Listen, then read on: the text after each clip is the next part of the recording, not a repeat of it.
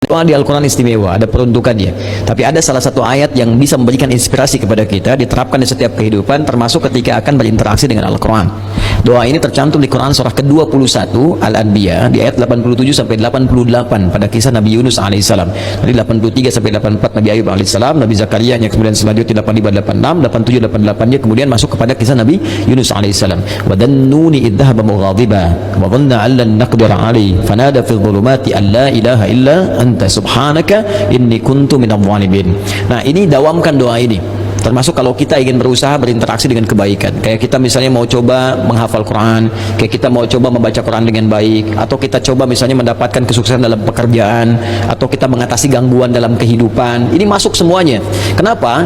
Karena dasar pertama, ini ada 3 bagian di doa ini yang penting kita garis bawahi.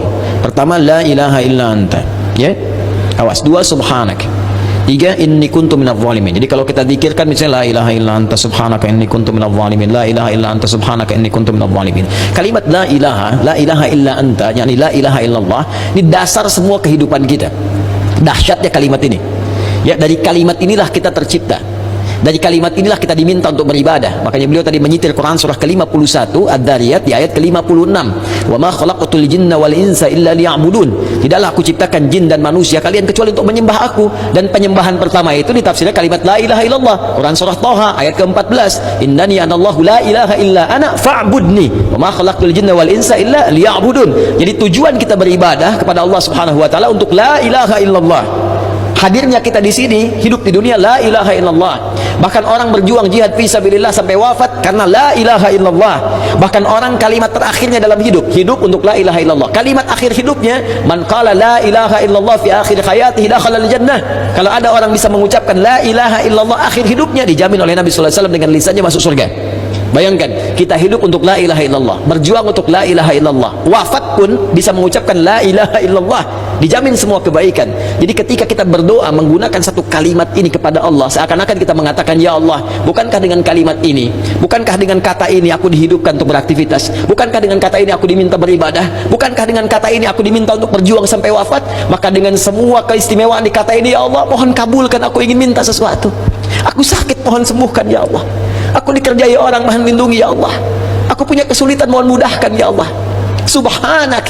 Subhanak, kata subhanak itu menafikan semua yang tidak setara dengan sifat-sifat Allah. Ya, contoh orang mengatakan Allah punya anak, makanya turun Quran surah kedua ayat 116. Wa qalu ittakhadallahu walada subhana. Tepikan semua yang tidak ada hubungan dengan Allah Subhanahu wa taala. Karena itu ketika kita mengatakan subhanak, ya Allah, aku meyakini enggak ada Tuhan selain Engkau. Enggak ada sifat-sifat yang layak Engkau sandang kecuali apa yang telah Engkau tetapkan. Aku mohon ampun, ya Allah, selama ini inni kuntu minadh dhalimin. Aku salah. Aku salah, ya Allah. Aku katakan Tuhan hanya Engkau, tapi aku kadang diperbudak dunia. Aku ikut sesembahan dunia. Aku akhirkan ketika Engkau minta, Engkau panggil sholat, aku mengikuti panggilan dunia. Aku katakan subhanak, Engkau yang maha suci, Engkau yang maha esa, Engkau yang maha agung, tapi aku mengagungkan yang lain. Aku salah, ya Allah. Inni kuntu minadh dhalimin. Aku salah. Nah, kalau kita dawamkan doa ini dalam kehidupan, la ilaha illa anta subhanaka inni kuntu minadh dhalimin, maka satu kalimat ini adalah kalimat yang sangat indah yang bisa mempercepat doa. Tahu dari mana ini semua? Jawaban ayatnya. Lihat ayat selanjutnya, fastajabna. Istikhdami fa. Harfu 'athfin rabitin baina syai'aini bila hudud. Cepat. Huruf yang mengikat dua peristiwa dan berlangsung tanpa jeda. Peristiwa pertama berdoa, peristiwa kedua jawaban dari doa. Ya, wa qul wa fi hadhihi al-ayat min ayat 83 84 qul fastajabna di ayu fastajabna pakai fa semuanya. Fa fastajabna, kami akan cepat jawab. Fastajabna, kami akan cepat jawab. Ya, jadi ketika Yunus alaihissalam memohon kepada Allah, jawaban dari Allah langsung mengatakan, siapa yang mengucapkan man qala la ilaha illa anta subhanaka inni kuntu minadh dhalimin fastajabna. Kami akan jawab, kata Allah Subhanahu wa taala. Ya. Ya, lalu apa yang terjadi kepada Yunus alaihissalam? Fanajainahu minal gham. Ya, kami lepaskan dari kesulitan hidupnya. Ya, tapi kalimat yang indah bukan kami bebaskan dari perut ikan paus, kami lepaskan dari gham. Gham itu kalimat am yang umum, ya, masih luas, sesuatu yang membuat kita gelap. Bukankah Anda kalau mendapatkan berita dari kantor, Anda sekarang berhenti kerja, gelap langsung. Padahal harinya siang. Bisa kepleset di jalan, gitu kan? Lamaran ditolak langsung gelap, gitu kan? Itu gham namanya. Wa kadzalika nunjil mu'minin.